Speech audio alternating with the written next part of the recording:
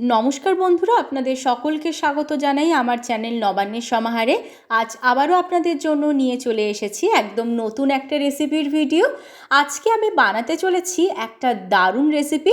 শীতকাল মানেই কিন্তু নলেন গুড়ের সময়, আর শীতকালে আমরা অনেক রকমের পিঠে খেয়ে থাকি। তাই এই শীতের মরশুমে আর নলেন গুড়ের সময় আমি আপনাদের সাথে শেয়ার করতে চলেছি নলেন গুড়ের হাতে মাখা সন্দেশ। পুরো দোকানের মতন হবে খেতে, আর বানানো খুবই সহজ। এইভাবে যদি আপনারা বানান তাহলে কিন্তু দোকানের থেকেও আরও বেশি টেস্টি হবে।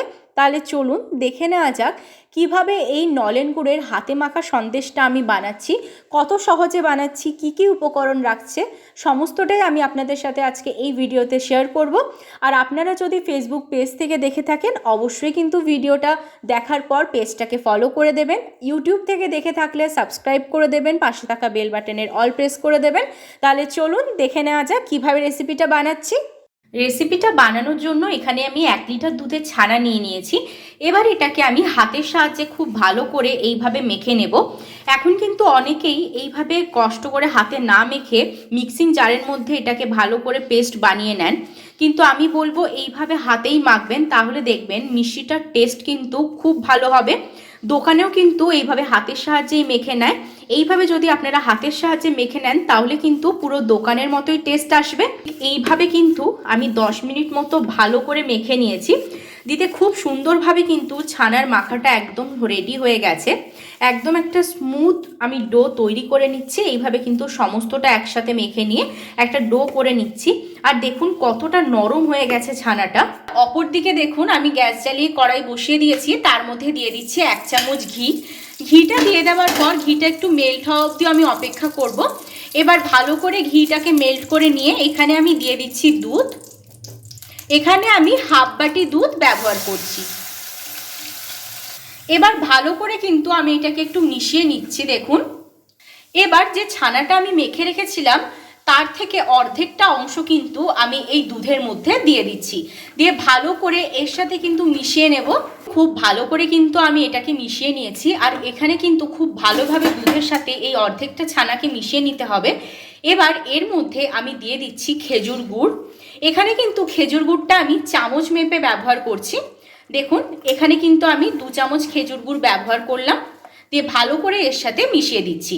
তবে আপনাদের এখানে বলে রাখি মিষ্টির পরিমাণটা আপনারা সবসময় আপনাদের স্বাদ অনুযায়ী ব্যবহার করবেন, কারণ সবাই তো সমপরিমাণ মিষ্টি খেতে পছন্দ করেন না, কেউ বেশি করেন কেউ বা কম। সেই জন্য মিষ্টির পরিমাণটা আপনারা আপনাদের স্বাদ অনুযায়ী ব্যবহার করবেন। আমি এখানে আমার স্বাদ অনুযায়ী 2 চামচ ব্যবহার করলাম।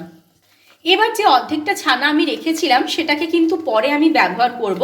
এবার এটাকে এই যে একটা পাতলা রয়েছে এটাকে কিন্তু আমি একটু শুকনো শুকনো করে নিচ্ছি। শুকনো হওয়ার পর আমি আপনাদের দেখাচ্ছি। দেখুন অনেকটা শুকনো শুকনো হয়ে এসছে।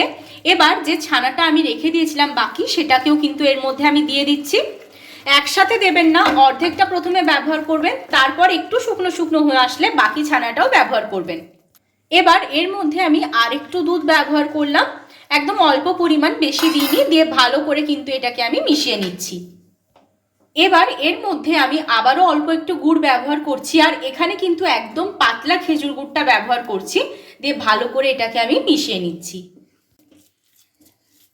দেখুন ফিরে এলাম বেশ কিছুক্ষণ পর, খুব সুন্দরভাবে কিন্তু এটা শুকনো হয়ে গেছে। এটাকে আর আমি শুকনো করব না, এবার আমি গ্যাসের ফ্লেমটা অফ করে দিচ্ছি। এবার অপর দিকে দেখুন এরম একটা আমি বোল নিয়ে নিয়েছি। এবার এর মধ্যে আমি ঘি মাখিয়ে রেখেছি। এবার এই ছানাটাকে কিন্তু আমি এর মধ্যে ঢেলে দিচ্ছি। এবার এটাকে ভালো করে আমি চারিদিকে ছড়িয়ে দিচ্ছি, দিয়ে সমান করে নিচ্ছি। এখানে আমি একটু চামচ দিয়ে এইভাবে ওপরটা সমান করে দিলাম। এবার এর ওপর থেকে আমি ছড়িয়ে দিচ্ছি একটু কাজু কিশমিশ, দেখতে ভাল লাগবে সেজন্য দিয়ে দিলাম। তবে আপনারা যদি চান দেবেন না তাহলে সেক্ষেত্রে স্কিপ করতে পারেন। এইভাবে দেখুন এটাকে ভালো করে আমি সাজিয়ে দিচ্ছি।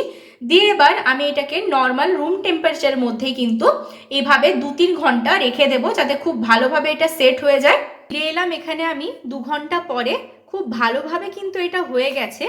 আমি আপনাদেরকে একটু দেখাচ্ছি, দেখুন কতটা সুন্দর হয়েছে। একটা প্লেটের মধ্যে নিয়ে এটাকে নামিয়ে রাখছি। এবার এইভাবে আমি অল্প অল্প করে কেটে নিয়ে একটা পাত্রের মধ্যে নামিয়ে নিচ্ছি। দেখুন কতটা সুন্দর হয়েছে। এই রেসিপিটা যদি আপনাদের ভালো লেগে থাকে তাহলে অবশ্যই আমাকে লাইক, শেয়ার, কমেন্ট আর সাবস্ক্রাইব করতে ভুলবেন না। সাবস্ক্রাইব করার পর পাশে থাকা বেল বাটনের অল অবশ্যই প্রেস করে দেবেন, যাতে আমার চ্যানেলে যে কোনো নতুন রেসিপি আসলে তার নোটিফিকেশন আপনারা সবার আগে পেয়ে যান। ভালো থাকবেন, সুস্থ থাকবেন, আবার দেখা হচ্ছে নতুন একটা রেসিপির সাথে।